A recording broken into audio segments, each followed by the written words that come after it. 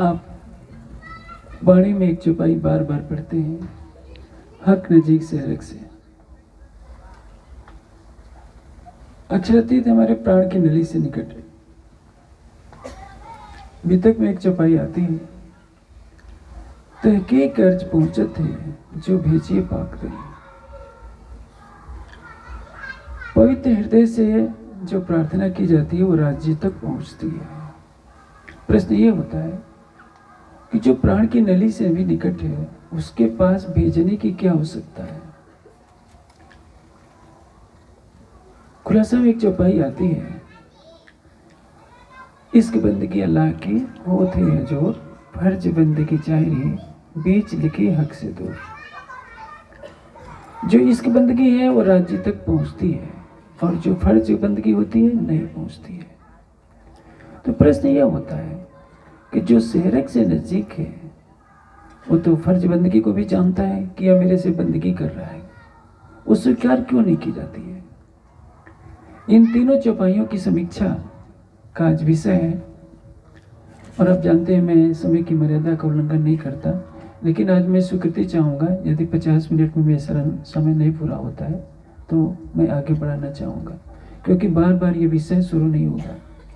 और इसको शुरू करने से पहले मैं ये कह दूँगा कि आप जितने बैठे सुंदर साथ या यूट्यूब से सुन रहे होंगे, फेसबुक से, सुनने से पहले अपने हृदय को बड़ा कर लें, क्योंकि हो सकता है कि मेरी कुछ बातें अच्छी ना लगे, किंतु मैं आपको आश्वासन देता हूँ कि मैं एक भी शब्द वाणी बीतक वेद शास्त्र के या ऋषि मुनियों के या परमहंसों की मान्यता के विपरीत नहीं बनूंगा।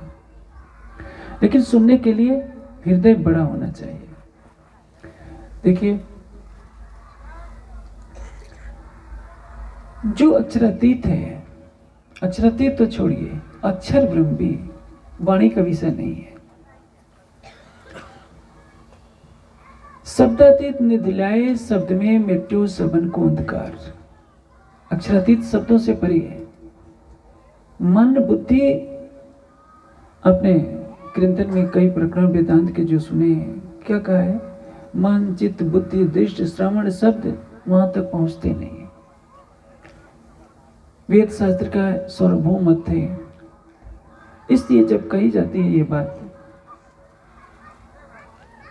कि फर्ज बंदगी जाहिरी बीच नासूद लिखी हक से दूर। फर्ज बंदगी का तात्पर्य क्या है, जिसको हम कर्तव्य समझकर करते हैं। जैसे हमने घर में सेवा पूजा पधरा रखी है तो सेवा पूजा करना हमारा कर्तव्य है। इतना बच्चों को कोई जाकर मना करते,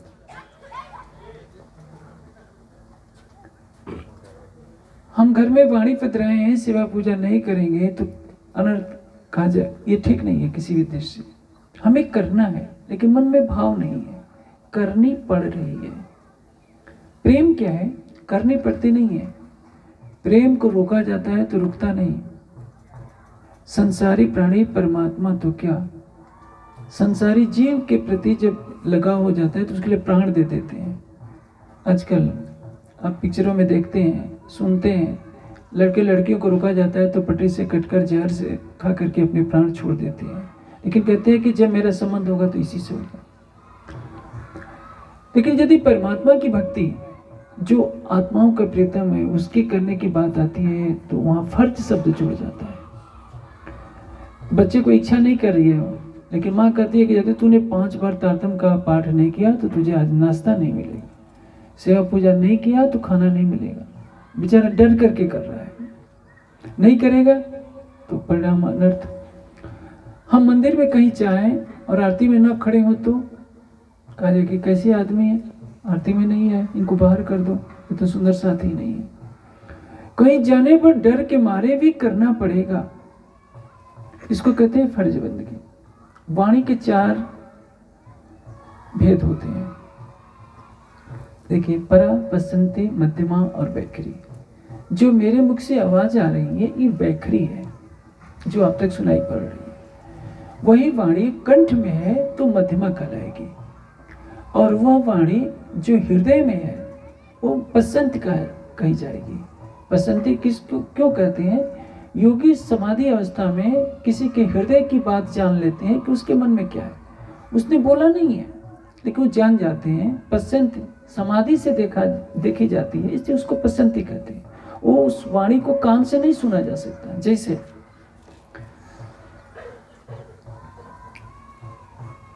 एक बार मैं आपको दृष्टांत देता हूं। मैंने पहले ही कह दिया कि आज उस सत्य के निर्णय के लिए मैं कहीं से भी दृष्टांत देता हूं तो सुंदर सा धैर्य से सुने। सांप्रदायिक संकीर्णता में न पड़े कि राजन स्वामी कहाँ का प्रसंग जोड़ देते हैं। एक बार दयानंद ध्यान में बैठे हुए थे। ध्यान से उठने के बाद मुस्कुराने लगे तो उनके सेवक ने पूछा कि स्वामी जी आज बहुत मुस्कुरा रहे हैं, कोई बात है? कहे कि हाँ, मैं एक नाटक दिखाने जा रहा हूँ। नाटक क्या था?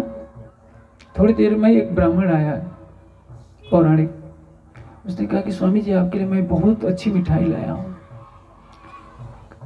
कहा कि बहुत अच्छी बात है, लाओ दो। लेकिन दयानंद ने कहा कि पहले तुम्हें खाना पड़ेगा। कहा कि नहीं, मैं नहीं खाऊंगा।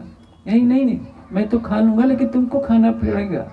जैसे ही देने लगे वो भाग छूटा, क्योंकि दयानंद जी ने वहीं एक कुत्ते को थोड़ा सा दिया, खाते ही 5 मिनट में प्राण छोड़ दिया। वो जब आ रहा था, दयानंद ने समाधि में बैठकर देख लिया कि वो व्यक्ति मुझे जहर देने के लिए आ रहा है। उसके मन में है कि जहर देना है, मुंह से बोला नहीं, कंठ में आए नहीं, लेकिन समाधि अवस्था में उन्होंने उसके मन की बात को जान लिया। इसलिए उस शब्द ज्ञान को, जो तथ्य है, उसको समाधि से देखने का उसको पसंद का। लेकिन एक वाणी होती है परा, जो मूलाधार में होती है, हृदय से भी नीचे, जो चैतन्य जीव का निवास हृदय में होता है। लेकिन मूलाधार में कहने का आशय क्या है कि उस ज्ञान की रश्मि जब अंतःकरण में आए, जैसे ही प्रवेश करती है तो उसको परावाणी कहते हैं। और उस परावाणी का ज्ञान जो महान योगेश्वर है केवल उनको ही हो पाता है, सबको नहीं हो पाता। जैसे दयानंद जी को भी जिसने रात को जिस वेश्या ने जहर दिलवाया, शीशा पीस करके उसमें संख्या डाला, दयानंद को भी पता नहीं चल पाया। लेकिन कोई महान, दयानंद जी जिस अवस्था में थे उनसे भी कोई ऊपर क्या योगी होता तो कुछ महीने पहले ही पता कर लेता कि ऐसा षड्यंत्र चल रहा है कि शीशे में जहर मिला करके शीशे को पीसकर दूध के साथ देना है। तो अब देखिए, परावाणी को दयानंद नहीं जान सके, बसंती को जान के, जो कंठ में होती है उसको अंदाज लगाया जाता है। जैसे कोई किसी व्यक्ति क्रोध में है तो बुदबुदाने लगता है, होठ हिलने लगता है, मुंह से बोलेगा नहीं। लोग क्या कहते हैं, तुम्हारा चेहरा देखकर पता चल रहा है तुम हमारे ऊपर क्रोधित है। ये 4 मैंने आपको बता दिया। अब आप सोचिए, इश्क बंदगी अल्लाह की होत है हजूर, फर्ज बंदगी चाहरी, बीच ना सूत लिखी हक से दूर। ये खुलासा की जो पाई है मैंने नहीं बनाई है। प्रश्न यह है कि हमें कहा जाता है कि सेवा पूजा करनी है। सेवा पूजा बेकार नहीं है। संसार में कोई भी वस्तु बेकार नहीं होती है। जानते हैं, जापान के एक दार्शनिक का कथन है, दर्शन का विद्वान था, उसने कहा है संसार में कोई वस्तु कुरूप नहीं है, देखने का नजरिया अपना होता है। क्योंकि परमात्मा ने कुछ भी वस्तु बनाई है तो उसका कुछ रहस्य होता है। हाँ, उसको हम किस रूप से लेते हैं वो हमारे ऊपर निर्भर करता है। जैसे बड़ा से बड़ा विद्वान होगा तो भी नर्सरी के क्लास में जाएगा, 5वीं क्लास तो पढ़े बिना पहली में उसको अक्षर ज्ञान कराया जाएगा, क ख ग घ सिखाया जाएगा, ABC सिखाई जाएगी। लेकिन 5वीं क्लास के बाद अन्य किताबें पढ़ने लगता है। किंतु यदि जीवन भर उसको कहा जाए कि नहीं, 5वीं क्लास से, पहली से 5वीं क्लास से आगे की कोई किताब तुम्हें पढ़नी नहीं है, वो अनर्थकारी हो जाएगा। लेकिन संसार के हर व्यक्ति को पहली कक्षा में जाना ही पड़ेगा, उसके बिना कोई चारा नहीं। उसी तरह से हमारे लिए सेवा पूजा है। सेवा पूजा का तात्पर्य यह है कि हमें तारतम की 6 चौपाइयाँ याद हो, राज समाज के प्रति कुछ भाव हो, वाणी के प्रति हम श्रद्धान्वित होना चाहें। और उसमें देखिए, सेवा और पूजा दो चीजें हैं। सेवा कैसी? अब प्रश्न यह है कि सेवा पूजा की आवश्यकता हमें है, अक्षरातीत को नहीं। हम जब भोजन करते हैं, भोजन करते समय राज्य का नाम लेकर के भोजन करेंगे तो हमारे मन में पवित्रता होगी और वो हमारे लिए कल्याणकारी होगी। मनोचिकित्सकों का मत है कि भोजन करते समय किसी के प्रति घृणा की भावना नहीं रखनी चाहिए। यदि आप भोजन करते समय क्रोध करते हैं तो आपके रक्त में विष की मात्रा बढ़ जाएगी। भोजन करते समय किसी की निंदा न कीजिए, पवित्र मन से भोजन करेंगे। इसलिए मनुष्यों ने विधान बनाया है कि परमात्मा का स्मरण किए बिना भोजन न करें। तो हमारे परमहंसों ने नियम बना दिया कि जब भी हम भोजन करें तो हमारी भक्ति क्या है? प्रेम लक्षणा भक्ति।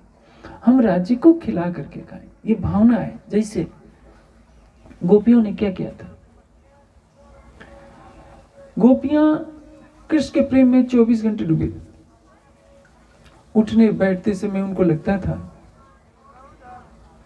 कि हर पल हमारे साथ है। मैं आपको एक लौकिक दृष्टांत देता हूं।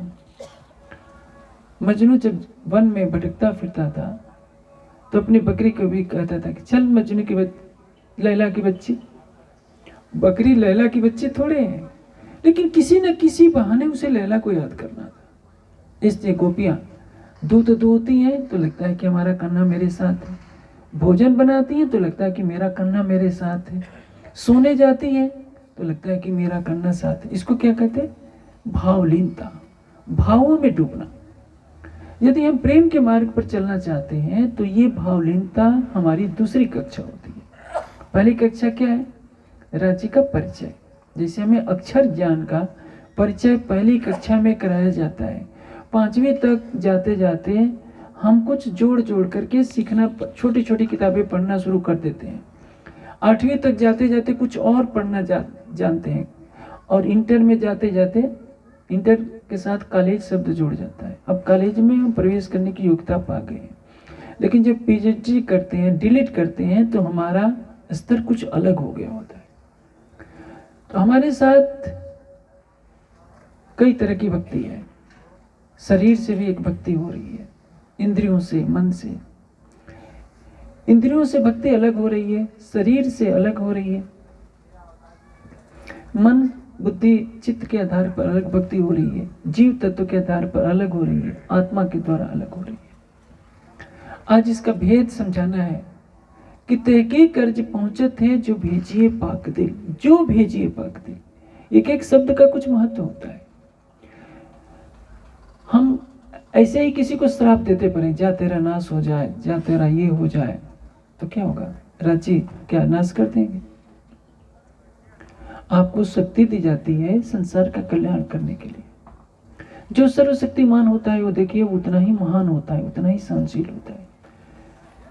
ज्यादा वर्षा हो जाए, किसान की फसल चली जाती है तो किसान न जाने कितनी बद्दुआ देता है, परमात्मा तेरा नाश हो जाए, तूने मेरी फसल का नाश किया। परमात्मा का तो नाश होगा नहीं, लेकिन उसका बस चलता तो परमात्मा यदि मनुष्य के रूप में खड़ा होता तो पत्थर भी मार देता। लेकिन परमात्मा जिसने अनंत ब्रह्मांडों को बनाया है, सब गालियां सहन करता है, जिसकी इच्छा मात्र से करोड़ों ब्रह्मांडों का प्रलय हो जाए, एक अदना सा इंसान जब उसको गाली देता है तो शांत पड़ा रहता है। क्यों? क्योंकि वो सर्वशक्तिमान है, महान है, महान महान से भी महान है। भक्त उसकी स्तुति कर रहा है और अनजाने व्यक्ति उसको गालियां दे रहा है, लेकिन प्रतिकार नहीं करता, वो उठ करके खड़ा नहीं होता कि मैं शिष्ट करता हूं, तू मुझे गाली देगा, मैं तेरा नाश कर दूंगा। इसलिए आपके पास कितनी भी आध्यात्मिक शक्ति है, आप किसी को श्राप न दीजिए, किसी का बुरा न सोचिए, क्योंकि संसार के कल्याण करने के लिए आप आए हैं, किसी को सजा देने के लिए नहीं। अभी मैं कह रहा था, हम सुंदर साथ कुछ रूढ़िवादिता में इतने फंस गए हैं कि हम कई बार हम निष्पक्षता से विचार नहीं कर पाते हैं। और याद रखिए, यदि आपका चिंतन निष्पक्ष नहीं है तो आप अपने के साथ धोखा कर रहे हैं। प्रवाही जब हनुमान जी की पूजा करेंगे तो वो भी स्नानम समर्पयाम करेंगे, होना चाहिए स्नानम करयाम पुष्पम समर्पयामी नैवेद्यम समर्पयामि, मिष्ठान्नम समर्पयामि, सब करेंगे। हम भी करते हैं। मारा वाला जी चलो जमुना जल झीले गाते तो आप भी हैं। तो उनको हम कहते हैं कि ये कर्मकांड है, और हम अपने को क्या कहते थे कि नहीं हम कर्मकांड नहीं। हम तो देखिए भाई सुंदर साथ जी, आप ये करते हैं तो आप नाराज मत होइएगा, क्योंकि सत्य का निर्णय के लिए मैं कह रहा हूं, आप बुरा भी मत मानिएगा। कांड शब्द का अर्थ क्या होता है? कांड का अर्थ होता है विभाग। उपासना कांड, ज्ञान कांड, कर्म कांड, विज्ञान कांड। मानव जीवन के 4 चरण होते हैं पर ब्रह्म तक पहुंचने के: ज्ञान, कर्म, उपासना और विज्ञान। ज्ञान का वर्णन ऋग्वेद में, कर्म कैसे करना है यजुर्वेद में, भक्ति कैसे करनी है सामवेद में, और जो उसका तत्व ज्ञान है जिसको आप मारिफत कहते हैं। शरीयत हर कोई अपना बचाव करता है, केवल हम ही नहीं। एक बार नरेश जी से बात हुई थी तो उन्होंने अपने आप कहना शुरू किया कि शरीयत का अर्थ होता है, शरीयत का अर्थ कर्मकांड नहीं होता है, शरीयत का अर्थ होता है जीवन पद्धति। तो ये व्याख्या किसने बनाई है? मौलवियों ने, कि शरीयत ही उनके लिए सर्वोपरि है, इसलिए उस शरीयत का अर्थ जीवन पद्धति बताते हैं। जबकि सबको मालूम है, आप नमाज पढ़ रहे हैं, उठ रहे हैं, बैठ रहे हैं, दाएं बाएं देख रहे हैं, तो कर्म है, इंद्रियों से कर्म है। शरीर और इंद्रियों से जो किया जाता है, शरीर, इंद्रिय और मन के संयोग से, मीमांसा के विद्वानों से श्री जी हरिद्वार के शास्त्रार्थ में कहते हैं, मन और इंद्रियों के संयोग से शरीर के साथ जो होता है उसको कर्म कहते हैं। आप शरीर, इंद्रिय और मन के संयोग से जो भी कहेंगे वो कर्म करेंगे, और इस विधा में जो उपासना की जाती है उसको कर्मकांड ही कहेंगे, दूसरा अर्थ हो ही नहीं सकता। आप उपासना से अलग हैं, विज्ञान से अलग हैं, परमात्मा राज्य का नाम ले रहे हैं, लेकिन आपका मुख बोल रहा है। जैसे आप परिक्रमा कर रहे हैं, हो सकता है 10 सुंदर साथ, 100 सुंदर साथ का समूह जो परिक्रमा कर रहे हैं मेहर सागर का। मैंने भी देखा है आश्रम में, पीछे की जो टीम रहती थी वो बातें करती रहती थी, आगे वाले जोर जोर से कहते थे और सागर जो मेहर का, और सागर मेहर का। सरकार जी को बार बार पीछे मुड़ करके डांटना पड़ता था कि पीछे वाले भी बोले। पीछे वाले बोल नहीं रहे, पीछे वाले ये भी था, हाथ पकड़ कर भी चलते रहते थे, बातें भी करते रहते थे। दूर से देखने वाला क्या समझेगा, कितने परम धाम के ब्रह्मणियों का समूह जो है मेहर सागर का पाठ कर रहा है। सच्चाई क्या है ये राजी जानते हैं। शरीर चल रहा है, किसी का मुंह चलता था, किसी का नहीं चलता था। तो ये भक्ति तो है, लेकिन किससे की जा रही है? शरीर से, पैरों से। मेरे जैसा कमजोर आदमी तो पूरी रात परिक्रमा नहीं कर सकता, लेकिन कोई भक्त ब्रह्मणी हो, पूरी रात परिक्रमा करता है तो चारों तरफ शोर मच जाता है, देखो ये पूरी रात परिक्रमा करते हैं। हो सकता है परिक्रमा करते समय कुछ मन में और बातें भी चल रही हैं। जैसे गुरु नानक देव जी से भी एक नवाब ने चाहा था कि ये नमाज पढ़ें, तो उन्होंने नहीं पढ़ी थी, और नवाब को बता दिया कि भाई तू तो घोड़े खरीद रहा था, नमाज में तो तेरा सिर झुका था, लेकिन कुछ और कर रहा था। औरंगजेब को भी एक सूफी फकीर ने ऐसे ही कहा था, फांसी जब औरंगजेब ने दिला दिया। क्योंकि शरीयत पर चलने वाला व्यक्ति अपनी भक्ति से प्रतिष्ठा पाता है। जैसे यदि कोई व्यक्ति 1 करोड़ तारतम का जप कर ले, 5 करोड़ गायत्री मंत्र का जप कर ले, तो क्या करेगा?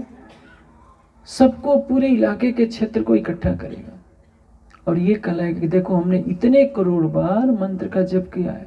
लोगों में अमूमन श्रद्धा पैदा हो जाएगी। जो पूरी रात परिक्रमा करेगा उसकी भक्ति को तो दुनिया देख रही है, फिर हर कोई श्रद्धान्वित होगा। आप पाठ कर रहे हैं, शाम सुबह आरती पूजा कर रहे हैं, तो सबको पता चल जा रहा है कि आप राज्य की भक्ति कर रहे हैं। समाज में आपका सम्मान बढ़ेगा। आपने जो भक्ति की उसका एक मूल्य ले लिया समाज से सम्मान के रूप में। हो सकता है आपके अंदर सच्ची निष्ठा भी हो, लेकिन जो मैं बात कर रहा हूं आप उसको समझिए। गोपियों को संसार से कोई भी लेना देना नहीं है। वो किसी मंत्र का जप नहीं करती है।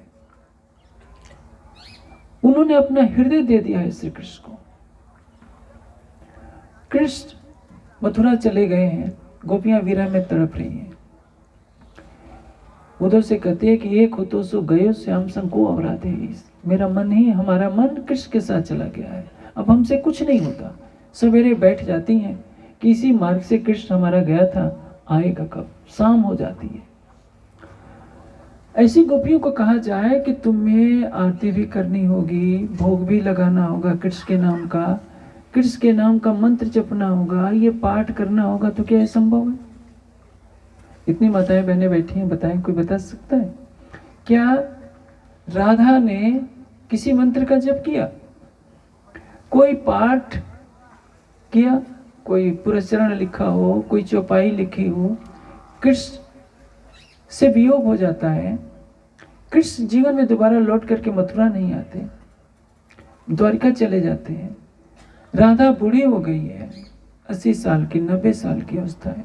कोई झूठ में भी मजाक में कहते कृष्ण आ गए, 80 साल की बुढ़िया राधा उठ करके जैसे बिजली की तरह ताकत आ गई। कहां से?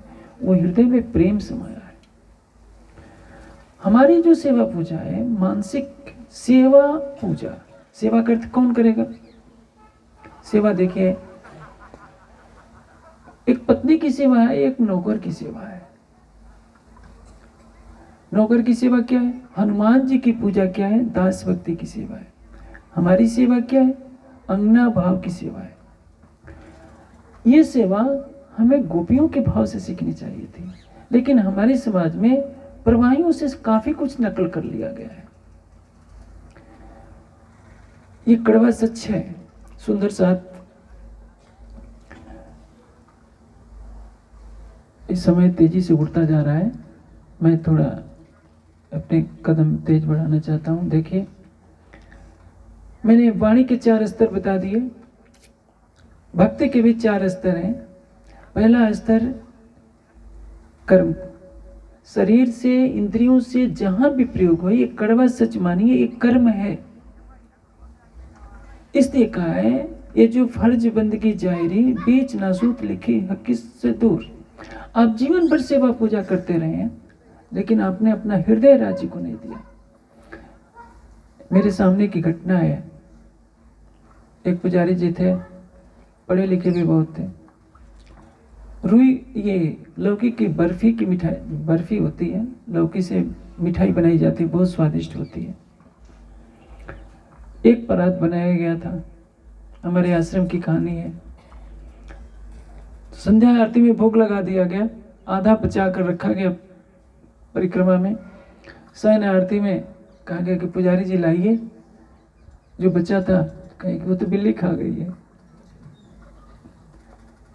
क्योंकि उन्होंने देखा कि बहुत स्वादिष्ट है, छिप करके परिक्रमा में सारी आधी परात की मिठाई खा गए।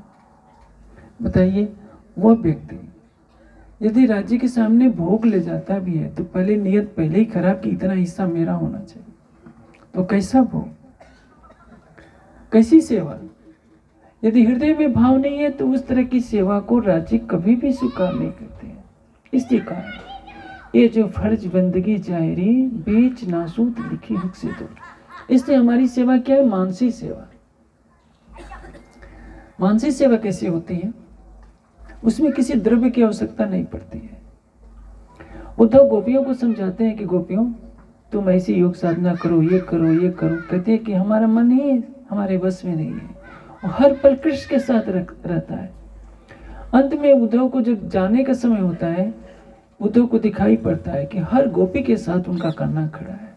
राधा के साथ तो है ही, हर एक गोपी ने अपने कृष्ण को अपने साथ खड़ा है किया है।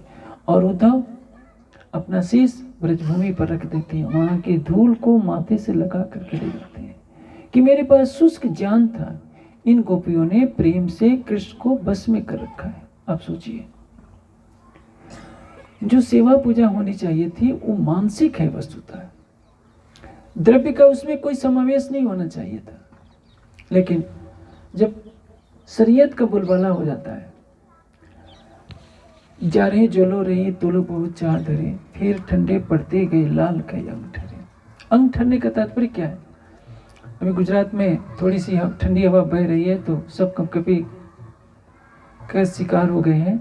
अब सरसावा में जाएंगे तो इस समय भी टेम्परेचर बहुत डाउन होगा। शिमला जाएंगे तो आपसे रहा नहीं जाएगा। अंग ठंडे का हाथ जिसमें ठंड से सुन्न हो जाए।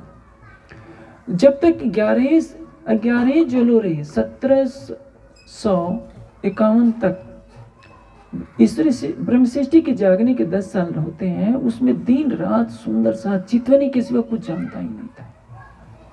अब जैसे जैसे ईश्वरी सृष्टि का रह जाता है, 1745 से आगे जोड़ा जाएगा,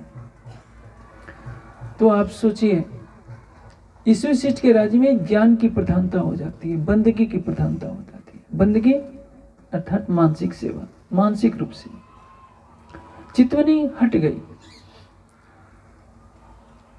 और जैसे ही ईश्वरी सृष्टि का राज्य समाप्त होता है, तीसरे से 100 वर्ष से तो आगे के जो 70 साल आते हैं, केवल कर्म कांड रह गया। न ज्ञान, न चितवनी, न चर्चनी, केवल शरीयत। 5 वक्त की आरती आप देखते ही होती है, मैं नाम नहीं लूंगा। घरों में भी सुंदर साथ को कहा जाता है कि सुंदर साथ जी राजी देखे थोड़े जा सकते हैं, राजी आएंगे तो शरीर छूट जाएगा। जब एक सूरज का तेज नहीं सहन हो सकता, तो अरबों खरबों सूरज से ज्यादा प्रकाशमान राजी आएंगे तो आप जिंदा थोड़े रहोगे, इससे चितवनी ना करो। और बड़ी बड़ी शक्तियां कहती हैं कि भाई तुम गृहस्थी हो, तुमसे चितवनी नहीं हो पाएगी, इससे चितवनी मत करो, सेवा पूजा कर लो, इसी से तुम्हारा कल्याण हो जाएगा। वाणी क्या कह रही है इस पर कोई विचार नहीं करता। वाणी का सिद्धांत हमेशा एक रहेगा, इश्क बंदगी अल्लाह की होत है हजूर। इश्क बंदगी का मार्ग नहीं होगा। एक तो देखिए सेवा पूजा किस दृष्टि उपयोगी है। आप संगीतकार हैं, जैसे मीरा ने साधना की थी, रसखान ने साधना की थी।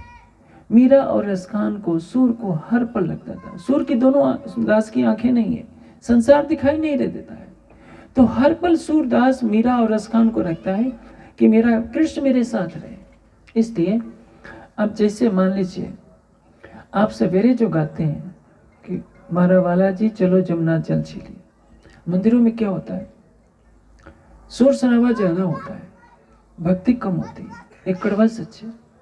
आप घर में बैठे हैं तो हृदय में भाव लीजिए कि मैं सचमुच राज्य के साथ यमुना जी में स्नान कर रही हूँ, तो ये क्या हो गया, मानसिक सेवा। आप बिस्तर में बैठे हैं, जरूरी नहीं है कि नहाना धोना, आप किसी मंदिर में बिना नहाए धोए चले जाइए तो आफत।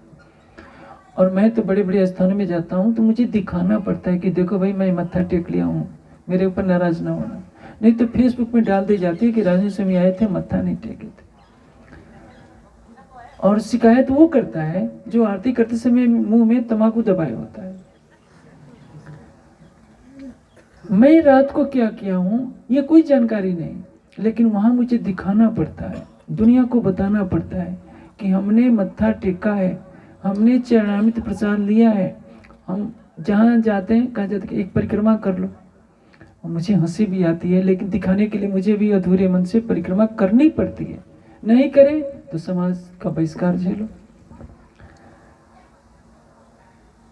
मैं यही कह रहा था, सेवा किसकी, अंगना भाव की, दास भावना की नहीं। जो मंदिरों में शोर शराबे से होते हैं वो दास भावना से होती है। पुजारी को वेतन मिलता है, पुजारी को अपना घर चलाना होता है, बेचारा नहीं करेगा निकाल दिया जाएगा। आत्मा के कल्याण के लिए वो नहीं कर रहा है क्योंकि उसकी मजबूरी है। बच्चे को भी माँ बाप के डर से करना पड़ रहा है। हम मंदिर में जाते हैं तो डर से करते हैं, नहीं तो हमें भोजन ही नहीं मिलेगा, निकाल दिया जाएगा आश्रम से, ठहरने नहीं दिया जाएगा। तो ये चीजें यदि हमने प्राइमरी से क्लास को, पहली से 5वीं क्लास को ही सोच लिया कि 70 साल की उम्र में भी इतना ही पढ़ना है, तो हम कॉलेज की स्नातक, परास्नातक और पीएचडी डीलिट की बात हम कहाँ कर सकते हैं। अब सोचिए,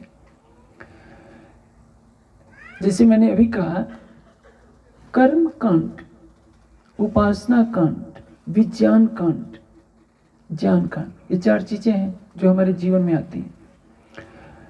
कर्म जो इंद्रियों से हो रहा है, अब देखिए इनमें अंतर क्या है। अभी 3 चौपाइयों की समीक्षा बाकी है। हक नजीक सेहरक से आड़ोपटनता, जो प्राण की नली से निकट है उसके लिए क्यों कहा जा रहा है? कथनों में विरोधाभास नहीं है। तो एक एक अर्ज पहुंचे थे जो भेजिए पाक दिल का तात्पर्य क्या है? अंतरात्मा की आवाज। जैसे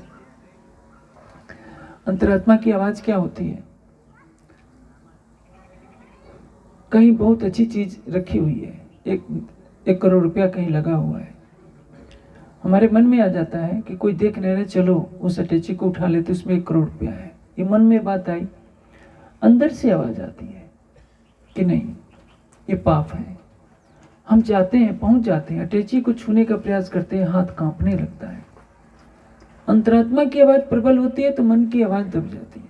अब प्रश्न ये है, आवाज तो दोनों अंदर से ही आ रही है, बाहर से कोई नहीं पुकार रहा है। हमारे मन के बुरे संस्कारों ने मन को प्रेरित किया कि चलो अटैची उठा लेते, 1 करोड़ रुपया है। लेकिन मन में जो अच्छे संस्कार हैं, जो हमारी चेतना के स्तर पर जुड़े, वो कहते हैं कि नहीं, ये तो महापाप हो जाएगा, तुम्हें लेना नहीं है।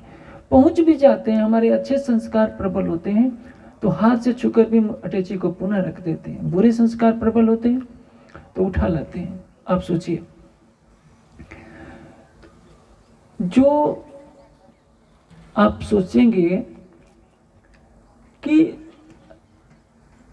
इश्क बंदगी अल्लाह की होत है हजूर, जो शहरक से नजदीक है उसके पास तो शरीयत की भक्ति भी पहुंचनी चाहिए, तरीकत की भी पहुंचनी चाहिए, हकीकत मार्फत की तो पहुंचती ही है। तो वाणी में ऐसा क्यों लिखा है कि इश्क बंदगी अल्लाह की होत है हजूर, फर्ज बंदगी जायरे देखिए हक से दूर।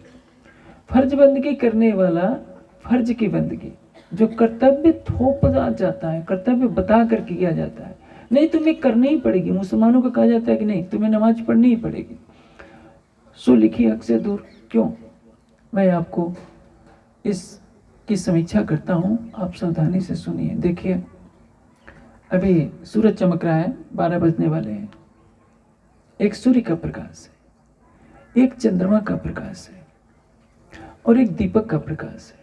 रात के अंधेरे में आपको पढ़ना है तो दीपक के प्रकाश का आधार लेना पड़ेगा, लेकिन आपके कक्ष के बाहर अंधेरा ही रहेगा। जो सेवा पूजा है रात्रि के अंधकार में दीपक के उस प्रकाश की तरह है। आपने 5 बार तारतम पढ़ लिया, सेवा पूजा सवेरे की शाम की कर ली, आरती गा ली, भोग लिया, मन को संतोष हो गया। क्योंकि आपको किताब पढ़ने से मतलब है, आपको सुकून है, चलो राज्य का नाम तो ले लिया, लेकिन उस करते हुए भी आपके मन में पाप आ जाते हैं।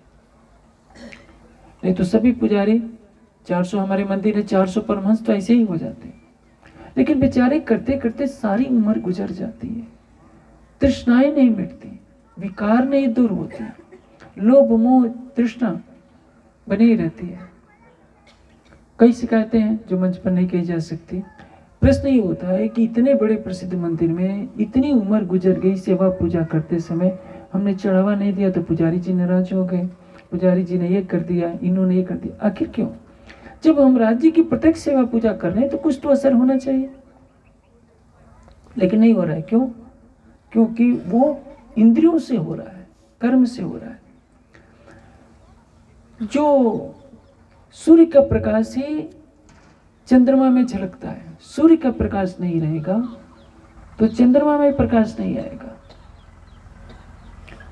जो मानसिक सेवा पूजा है वो चंद्रमा का प्रकाश है, और उसका प्रयोग करके, जैसे देखिए रामकृष्ण परमहंस को यदि कोई भजन सुना देता है तो रामकृष्ण परमहंस बेसुध हो जाते हैं, चितनी में डूब जाते हैं, ध्यान समाधि में डूब जाते हैं, उनकी आंख से आंसू बहने लगते हैं। चैतन्य महाप्रभु भावलीनता में डूबे हैं, तो चैतन्य महाप्रभु आरती पूजा नहीं करते हैं, भोग नहीं लगाते हैं, वो तो राधे कृष्ण के प्रेम में डूबे हैं, वन में भी जा रहे हैं तो नाच रहे हैं। तो इसका अर्थ क्या है कि वो मानसिक सेवा में लगे हैं। सब सुंदर साथ के लिए मानसिक सेवा पूजा का विधान किया गया है, लेकिन मानसिक सेवा पूजा भी बंद कमरे में होती है। देखिए कितना अंतर है। शरीयत से जो पूजा की जाती है, राज्य को रिझाया जाता है। मेर सागर का पाठ है, कुछ भी है, हम पाठ पढ़ते हैं, बोलते हैं, मुंह बोल रहा है, शरीर चल रहा है, कुछ ना कुछ तो होता है। तरीकत में हम बैठ जाते हैं, उपासना में हृदय में मूल मिलावे का भाव ले लिया। मूल मिलावे की जो चौपाइयाँ उसको मन ही मन, 64 थंबों का, राज्य की श्यामा जी के श्रृंगार का मन ही मन। किसी को पता नहीं चलता कि हम क्या पाठ कर रहे हैं, लेकिन हमारा शरीर स्थिर हो गया है, मन और बुद्धि चल रहे हैं। जो हकीकत मार्फत की बंदगी है, जिसमें कहते हैं चित्वनी। चित्वनी का अर्थ क्या होता है? आत्मदृष्टि से देखना। अभी मैंने परा, पसंती, मध्यमा और वैखरी की बात बताई थी। सूर्य का प्रकाश जैसे चंद्रमा में पड़ता है तो चंद्रमा पूरे संसार को प्रकाशित करता है। एक दीपक का प्रकाश कमरे में रहेगा। सुंदर साथ जी, मैं किसी की भावनाओं को आहत नहीं कर रहा हूं, मैं बार बार कह रहा हूं, जो समाज में प्रचलन है उसकी मैं समीक्षा वाणी और धर्म ग्रंथों के आधार पर कर रहा हूं। मैं मनमानी कुछ भी बात नहीं कर रहा हूं, कोई भी बुरा न माने जो फेसबुक पर सुन रहा होगा। इसमें जो सूर्य का प्रकाश है वो चंद्रमा में आता है तो चंद्रमा कितना सुंदर दिखाई देता है, लेकिन चंद्रमा के प्रकाश में पढ़ा नहीं जा सकता। मानसिक सेवा पूजा बहुत ऊंची है। ये मानसिक सेवा पूजा आपको रामकृष्ण परमहंस के स्तर पर ले जाएगी। ये मानसिक सेवा पूजा आपको गोपियों के स्तर पर ले जाती है, आपको चैतन्य महाप्रभु के स्तर पर ले जाती है, सूरदास की तरह से ले जाती है। और प्रेम में जाने के लिए ये आवश्यक है। जिसने चंद्रमा को नहीं देखा वो सूरज को क्या देखेगा? चंद्रमा को जी भरकर कोई दे सकता है, सूर्य की तरफ देखेंगे तो आंखें खराब हो जाएंगी। इसलिए चाह कर भी सबको चितवनी में नहीं लगाया जा सकता, क्योंकि सूर्य को देखने के लिए ऐसा दर्पण होना चाहिए कि आंखें खराब ना हो। जो एक 15 साल का बच्चा है उसको कहें कि नहीं तुम्हें चितवनी में समाधि में बैठ जाना है, उसका तो मन बंदर की तरह चंचल है। जो शांति से 5 मिनट बैठ नहीं सकता वो चितवनी में कहाँ बैठेगा? काफी जनसंख्या ऐसे ही दूर हो जाती है। मानसिक सेवा पूजा और ऊंचे कुछ चंद्रमा के स्तर वालों के लिए है कि जो लंबी समाधियों में तो नहीं बैठ सकते, चितवनी के स्तर पर राज्य को देख नहीं सकते, लेकिन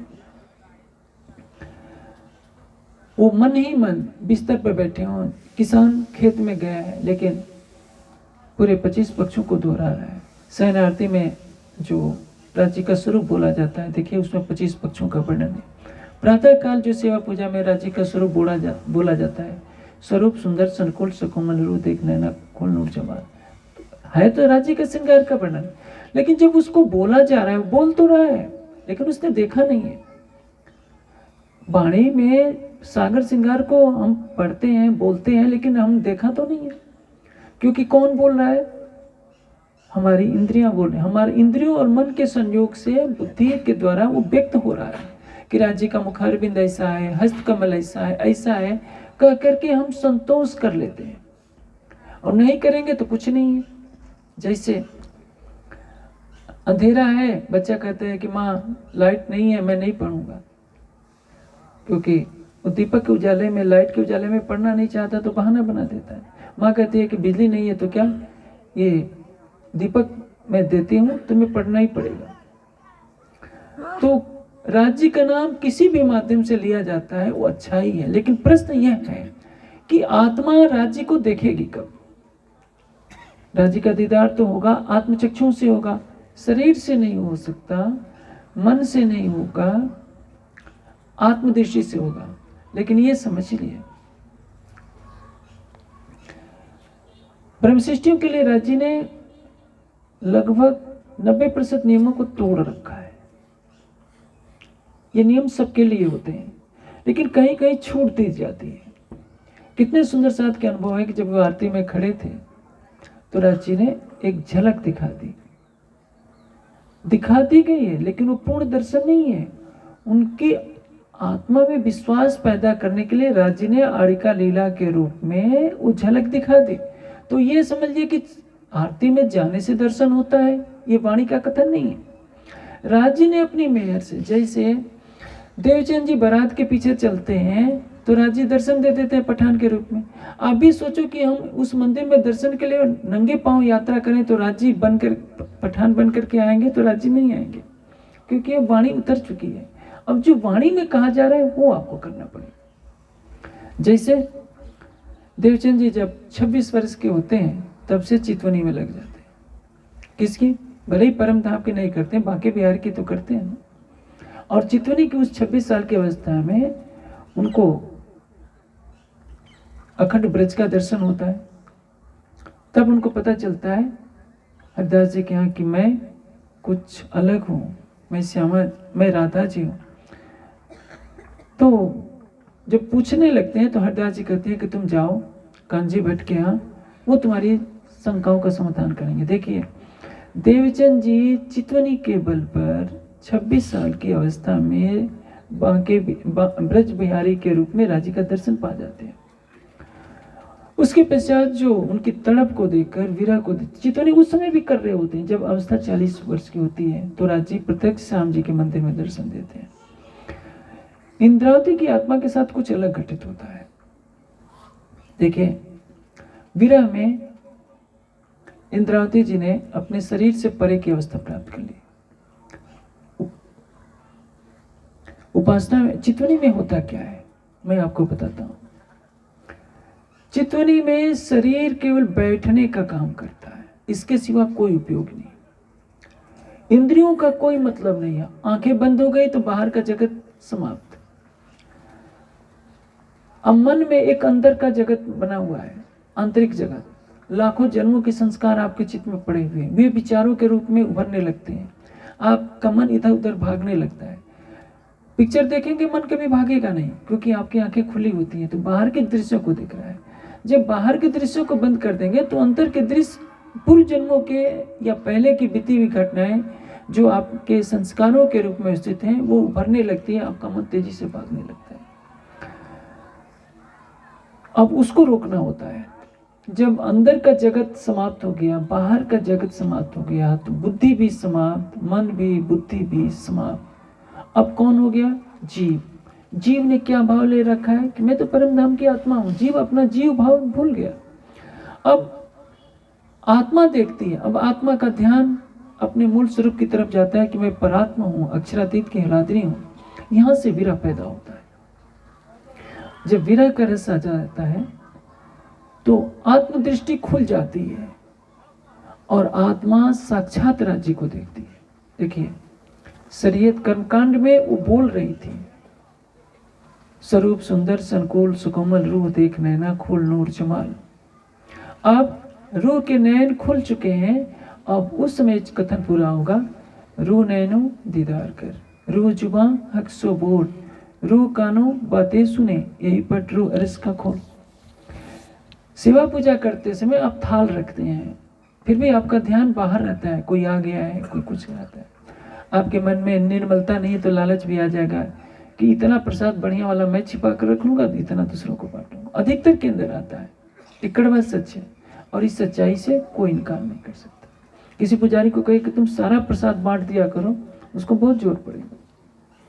मैं सबके लिए नहीं कह रहा हूं, लेकिन स्वाभाविक है। देखिए शरीयत और हकीकत में 36 का आंकड़ा है। शरीयत में क्या होना है? मंदिर सुंदर होना चाहिए, सोने का सिंहासन होना चाहिए, अच्छे हार होने चाहिए, अच्छे बागे होने चाहिए, अच्छे भोग होना चाहिए। 56 भोग होंगे तो राजी जल्दी खुश हो जाएंगे। सूखी रोटी देंगे तो राजी थोड़े खाएंगे। तरीकत में है कुछ नहीं। मन से भाव ले लिया कि मेरी आत्मा राजी को खिला रही है, मेरी आत्मा राजी को नहला रही है।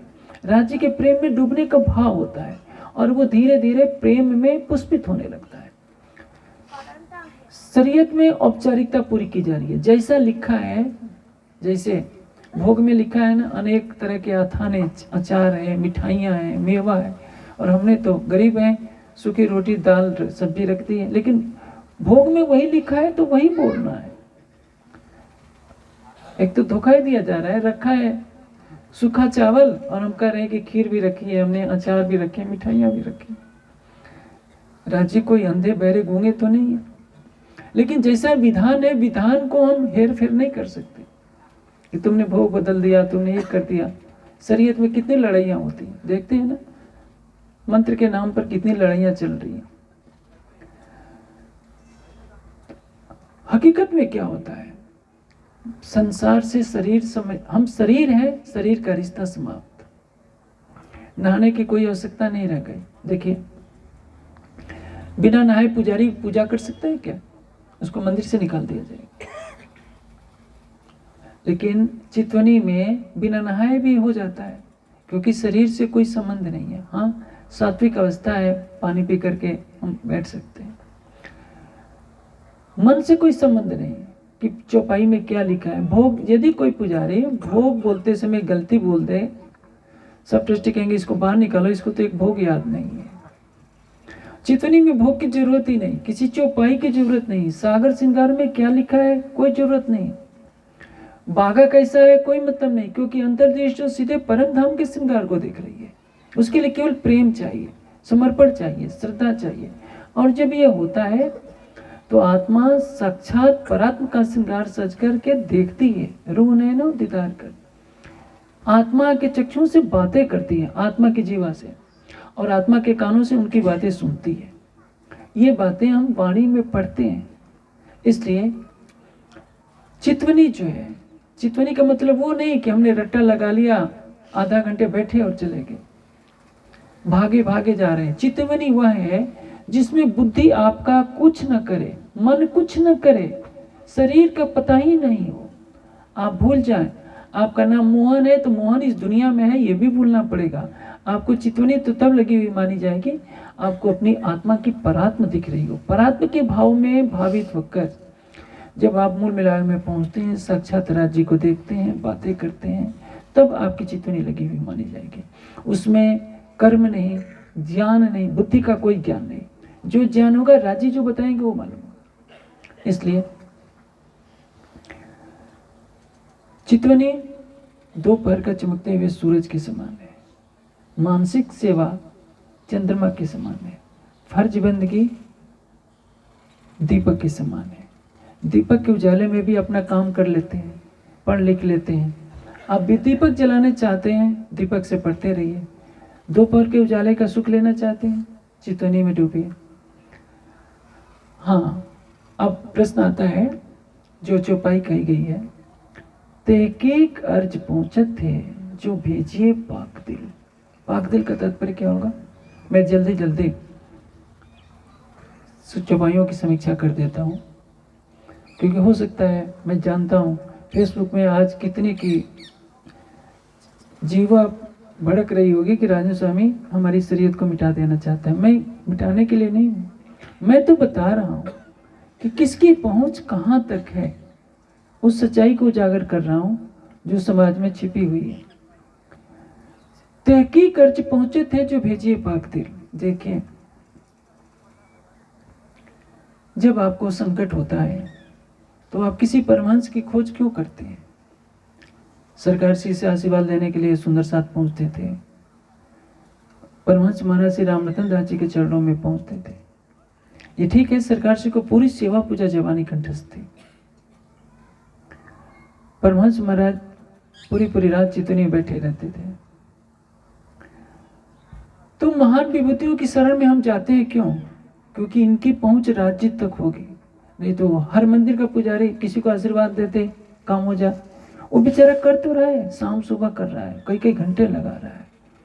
चितवनी करने वाला 3 घंटे यदि कोई चितवनी करता है, 2 घंटे करता है और 8 घंटे कोई सेवा पूजा करता है, करने के बाद भी ठीक है, परिवार है तो उसको वेतन देना पड़ रहा है, लेकिन 8 घंटे सेवा पूजा करके भी वो पुजारी आध्यात्मिक बल से संपन्न क्यों नहीं हो रहा है?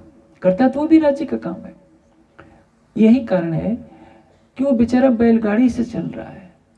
मानसिक सेवा पूजा कार से चलने की तरह है और चितवनी हवाई जहाज से उड़ने के समान है। बस इतने सच है। देखिए, तहकीक कर्ज पहुंचे थे जो भेजिए पाक दिल। जो शहरक से नजदीक है वो तो जान रहा है ना कि ये पुजारी मेरा भाई। मैं किसी पुजारी के लिए नहीं कह रहा हूँ, मेरी बात को सुंदर साथ अन्यथा न लें, क्योंकि देश में बड़े बड़े मंदिर हैं, हर कोई सोचेगा कि हमारे ऊपर प्रहार कर रहे हैं। मैं प्रहार नहीं कर रहा हूँ, आप घर में सेवा पूजा कीजिए या मंदिर में कीजिए। मैं तो जो बड़े बड़े स्थान हैं उनमें सेवा पूजा होनी चाहिए, क्योंकि वो श्रद्धा के केंद्र होते हैं। सुंदर सा जाते हैं तो मत्था कहाँ टेके। मेरे कहने का आशय क्या है कि आप उस सत्य को समझिए जो आपकी आत्म जागृति के लिए आवश्यक है। जहाँ सेवा पूजा हो रही है विधि विधान से होनी चाहिए, क्योंकि वो सबकी आस्था का केंद्र है, लेकिन वो सबके लिए थोपी नहीं जानी चाहिए। शरीयत के नियमों को थोपना नहीं चाहिए। श्रद्धा से जो जितना ग्रहण करता है करने देना चाहिए। जिसकी जो पसंद है उसको चयन का अधिकार होना चाहिए। तो मैं बात क्या कह रहा हूं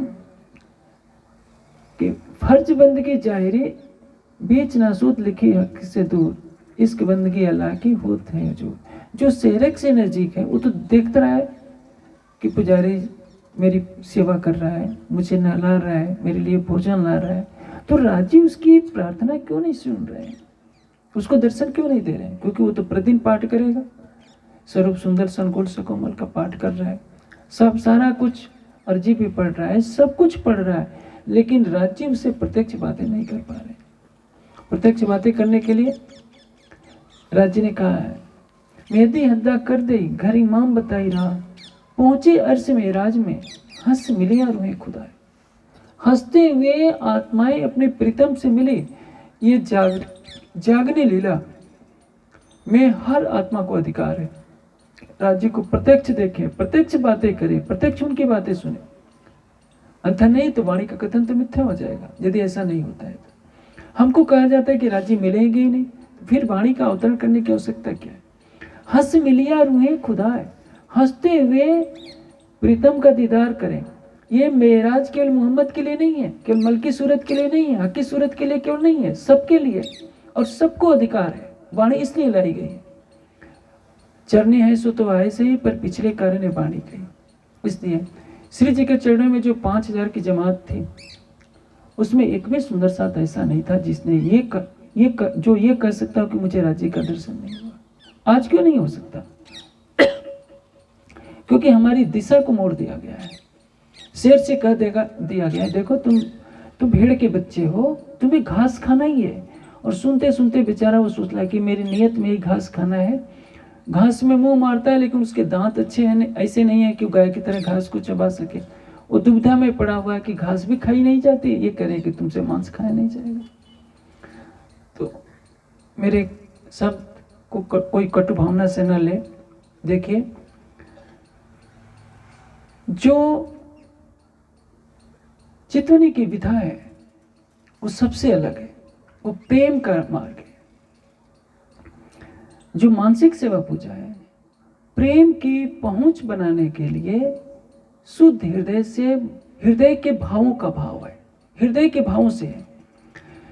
प्रेम हृदय के भावों से परे होता है, क्योंकि जो हृदय क्या है? मन चित्त बुद्धि अहंकार। हमारे मन में आज किसी के लिए भाव अच्छा भाव होता है, कल को कुभाव भी पैदा हो सकता है, किंतु प्रेम अखंड है। अखंड प्रेम अखंड स्वरूप के अंदर रहता है। प्रेम आत्मा का विषय है, मन का विषय नहीं है। ये बात याद रखिए। प्रेम कभी मरता नहीं है, प्रेम कभी घटता नहीं है, प्रेम निरंतर वृद्धि को प्राप्त होता है। अब आपके मन में ये बात आती है कि जो सुंदर सा चितवनी भी करते हैं उनसे भी तो गलतियां होती हैं, माया के विकारों में वो भी रहते हैं। इसका उत्तर ये है कि वे बेचारे चितवनी करते तो हैं, लेकिन चितवनी उनकी लगी नहीं होती है। वो बैठते हैं लेकिन उनके मन में विकार होते हैं, उनमें श्रद्धा समर्पण की कमी होती है, उनके हृदय में निर्मलता की कमी होती है। जिस क्षण उनके हृदय में एक बार भी प्रीतम की छवि बस जाएगी, उनका हृदय विकारों से दूर रहेगा। यदि विकारों के पास वो जाने का प्रयास करेंगे तो उनके पैर को फिसला दिया जाएगा। उसमें डूबना चाहेंगे तो डूब नहीं पाएंगे। इसलिए जो पल पल राज्य के प्रेम में डूबा रहेगा वो राज्य का उत्तरदायित्व होता है कि इसको मैं माया से बचाए रखूं। तो राज्य तो सब कुछ जानते हैं। ऐसा नहीं है कि जो चितवनी में हम करते हैं वही राज्य तक राजी उसी को जानते हैं, सेवा पूजा को नहीं देख रहे हैं। राजी सेवा पूजा को देखते हैं, लेकिन सेवा पूजा की पहुंच वहां तक नहीं होती है, क्योंकि मन और इंद्रियों के धरातल पर होती है। हम आकाश में हवाई जहाज उड़ रहा है, अब उसको नीचे से हम पत्थर से मारे कि हवाई जहाज को गिरा दें तो कैसे गिरेगा? उसके लिए तो मिसाइल गन का प्रयोग करना पड़ेगा। वही प्रक्रिया है। जो इंद्रियों से परे है, मन बुद्धि से परे है, इंद्रियों और शरीर से होने वाली भक्ति उस प्रीतम का दीदार नहीं करा सकती है। हाँ, वो एक साधन है। जैसे एक बच्चा होता है, उसको हम नर्सरी क्लास में ले जाते हैं कि पहले कुछ अक्षर पढ़ना सीखे, तब हम इसको ऊपर के विद्यालयों में, कॉलेजों में ले जाएंगे, महाविद्यालय में ले जाएंगे, यूनिवर्सिटी में ले जाएंगे। लेकिन जब पहली कक्षा ही ना हो तो क्या? लेकिन पहली कक्षा को थोपते रहने का अधिकार किसी के पास नहीं है। हमें जैसे हर साल कक्षा में परिवर्तन कर दिया जाता है, ऊंची ऊंची क्लासों में जाते हैं, उसी तरह से हमको भी चाहिए कि जब हम छोटे बच्चों को पहले सेवा पूजा सिखाएं, लेकिन उसमें प्रेम का पुट रखें, दंड का पुट नहीं रखें कि तुमने ऐसा नहीं किया, तुमने ऐसा नहीं किया। तो परिणाम क्या होगा? जब हृदय में प्रेम का भाव बढ़ जाएगा। प्रेम भरने के लिए क्या चाहिए? ज्ञान का प्रकाश चाहिए। ज्ञान होगा, ईमान आएगा। ईमान आएगा तो विरह आएगा, विरह आएगा तो प्रेम आएगा। जब ज्ञान ही नहीं रहेगा, देखा जाता है सुंदर सच सेवा पूजा तो करता है, लेकिन वाणी के ज्ञान से दूर है तो क्या होता है? ईमान की कमी हो जाती है। धीरे धीरे सेवा पूजा एक औपचारिकता बन जाती है। जैसे मान लीजिए सेवा पूजा में कुछ बातें बहुत महत्वपूर्ण है। जैसे एक भोग है, बाई आंख मेरी वेरी वेर फर्क है। जैसे अभी महात्मा रंजीत जी गान कर रहे थे, कोई संगीत में अकेला डूब गया है, नदी का किनारा हो, पहाड़ की चोटी हो, और भाव में डूब करके भोग लगाए सच्चे हृदय से, कोई दूसरा नहीं बैठा है, किसी को सुना नहीं रहा है, तो ऐसा लगेगा कि हृदय में सचमुच वो प्रेम प्रकट हो गया है, और गोपी भाव की तरह हमारी आत्मा भी राज्य को सचमुच खिला रही है। सेवा पूजा इस उद्देश्य से बनाई गई है। सेवा पूजा मानसिक सेवा के लिए विशेष रूप से बनाई गई है। हमारे यहाँ बाह्य कर्मकांड का महत्व नहीं था, लेकिन धीरे धीरे जैसे मैंने कहा चितवनी हटती गई, इस ब्रह्म सृष्टि के लीला के समाप्त होते ही ईश्वरी सृष्टि में चितवनी हट गई, चर्चनी बढ़ गई। ईश्वरी सृष्टि का राज्य जब समाप्त हुआ, उनके जागने का दौर खत्म हुआ, तो चर्चनी भी हट गई, ज्ञान भी हट गया। अब क्या रह गया? केवल सेवा पूजा। पहले मानसिक सेवा पूजा ने कुछ दिन तक स्थान बनाए रखा, वो हट गई। अब वो केवल शरीयत की, परवाहियों की जैसी जैसी औपचारिकता बस। देखिए, यही सोने का ये होना चाहिए, इतने बड़े बड़े हार होने चाहिए, ऐसी सजावट होनी चाहिए। अब जिसके पास पैसा नहीं, वो किसी मंदिर में जाता है, उस बेचारे की पूछ नहीं। कोई 500 रुपया का नोट दे देता है तो विशेष प्रसाद उसको मिल जाती है। तो राज्य के दरबार में भी यदि पैसे के आधार पर होने लगे तो फिर वो प्रेम कहाँ रहा? जहाँ बहिर्मुखी दृष्टि है तो बाहर का जगत है, पिंड ब्रह्मांड से परे परम धाम है, और वहाँ का प्रेम पाने के लिए हमें शरीर से परे होना होगा, मन बुद्धि से परे होना होगा, इंद्रियों से परे होना होगा। सेवा पूजा पहली कक्षा, पहली से 5वीं क्लास है। मानसिक पूजा 6वीं से लेकर इंटर तक की क्लास है। उसके बाद आप महाविद्यालय डिग्री कॉलेज में प्रवेश कर जाते हैं, वहाँ से चितवनी का मार्ग होता है। पीएचडी और डीलिट तो चितवनी के अंतिम विज्ञान कांड है। इसलिए सब सुंदर साथ इस कड़वे सच को स्वीकार करें। राज्य आप शरीयत करते हैं तो भी देखते हैं, तरीकत में है तो भी देखते हैं, मानसिक सेवा पूजा कर रहे हैं तो राज्य को सब मालूम है कि क्या क्या कर रहा है, इसके हृदय में प्रेम है। लेकिन जब आत्मिक भाव से राज्य के पास आप जाएंगे नहीं, परात्म का श्रृंगार सजकर जब तक आप राज्य को नहीं पुकारेंगे, राज्य आपकी बात क्यों सुने? सुनते तो सब कुछ हैं, लेकिन सुनते हुए भी जैसे अनसुना कर देते हैं, क्योंकि आप में अभी शरीर भाव है, जीव भाव है, संसार का भाव है। परात्म के श्रृंगार से जैसे एक कहावत कही जाती है कि दुर्बल को न सताइए जाकी मोटी आए, मरे खाल की सांस संसार बसम हो जाए। रहीमदास जी ने बात तो कही है कि जैसे लोहे की भांति होती है लोहार की, वो जब कांपती है तो लोहा भस्म हो जाता है। आप किसी को सताएंगे तो उसकी आह आपको खा जाएगी। जैसे कोई गरीब जा रहा है, आप करोड़पति हैं, बिना गलती के आप उसको डंडे मारने लगे, तुमने हमारी गाड़ी को गंदा कर दिया, वो बोलेगा तो कुछ नहीं, वो तो बेचारा हाथ जोड़ लेगा, लेकिन उसकी आह आपके लिए बहुत हानिकारक हो जाएगी। आप किसी बूढ़े व्यक्ति को जो जमीन पर गिरा हुआ है, आपने उठा करके कहीं अच्छी जगह पहुंचा दिया, तो आशीर्वाद देगा, बेटा तुम जुग जुग जिए रहो। तो उसके हृदय से शुद्ध भावना जो निकली हुई है आपके आशीर्वाद बन गई। उसी तरह से आपको प्रेम की उस मंजिल पर ले जाने के लिए मानसिक सेवा पूजा दी गई थी कि सुंदर साथ कहीं भी रहे, ट्रेन में यात्रा कर रहा है, खेतों में काम कर रहा है, 25 पक्षों में एक बार घूम ले, निश्चिंत रहिए प्रेम से युगल स्वरूप के चलन।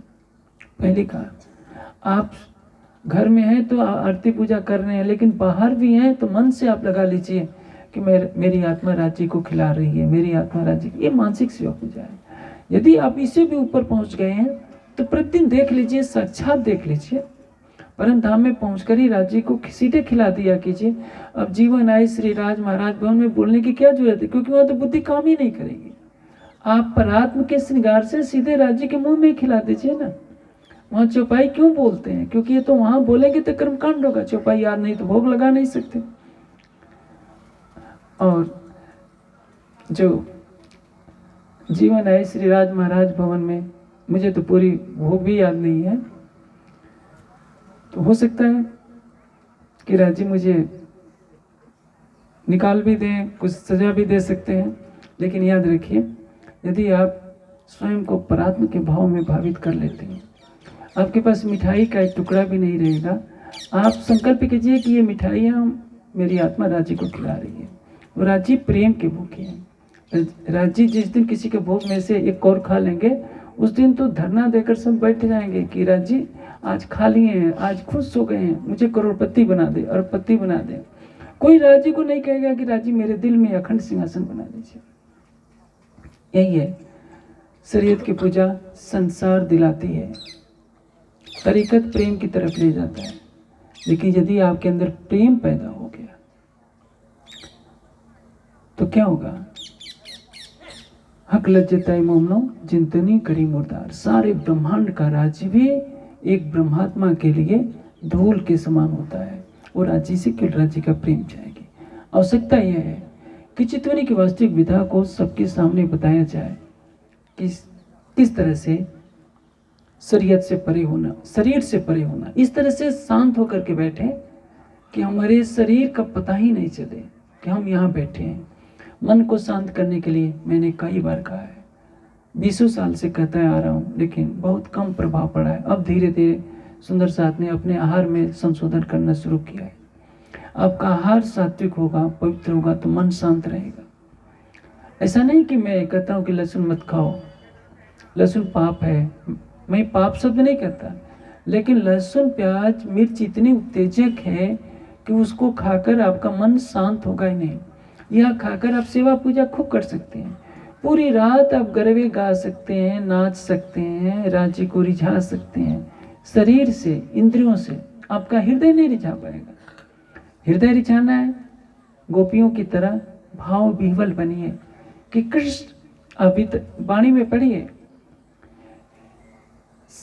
कि एक पल जो जाता था, बीतक में क्या कहा है, एक जब श्री कृष्ण बच्चों के साथ बन जाते हैं तो सखियां बाहर देखती रहती हैं कि कब कृष्ण आ रहे हैं, कब कृष्ण आ रहे हैं। न उनको खाना अच्छा लगता है, न हंसना बोलना अच्छा लगता है। जब कृष्ण आ जाते हैं तो उनका जीवन आ जाता है। आपका प्राणेश्वर आपकी प्राण की नली से भी निकट है। ये ब्रज में पता नहीं था, वो परम धाम में नहीं है, परम धाम में है, लेकिन आपके दिल को ही परम धाम उसने बना रखा है। ऊपर तले अर्श न कया, अर्श कया मोमिन कलूब।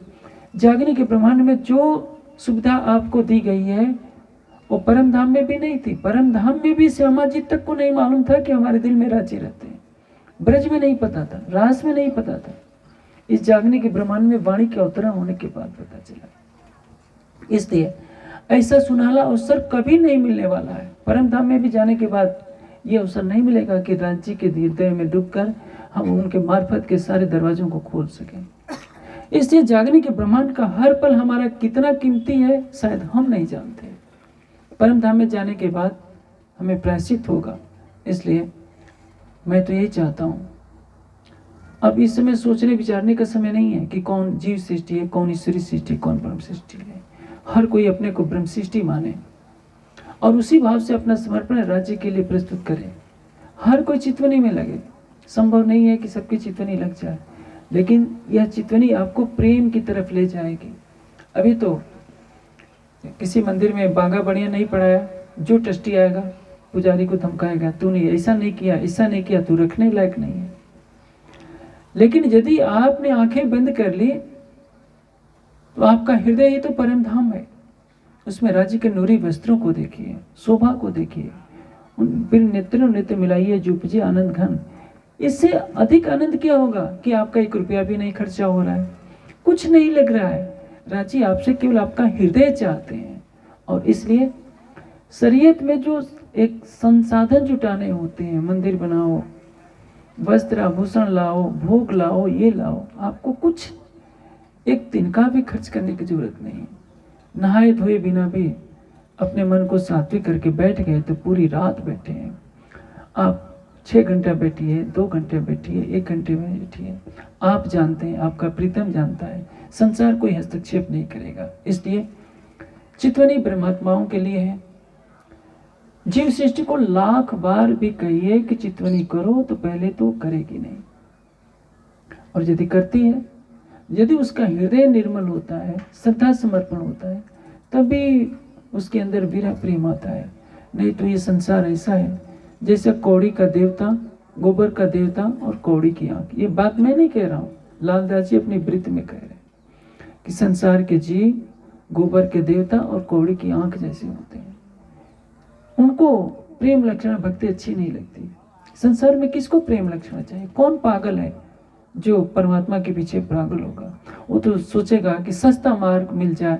अरे 5 बार तारतम कहीं पाठ करना है तो क्या, जल्दी जल्दी ऑफिस जाना है, खेत में काम करना है, इसलिए राजसभा जल्दी से कर लो, चारामृत प्रसाद ले लो, भागो, क्योंकि धन कमाना है।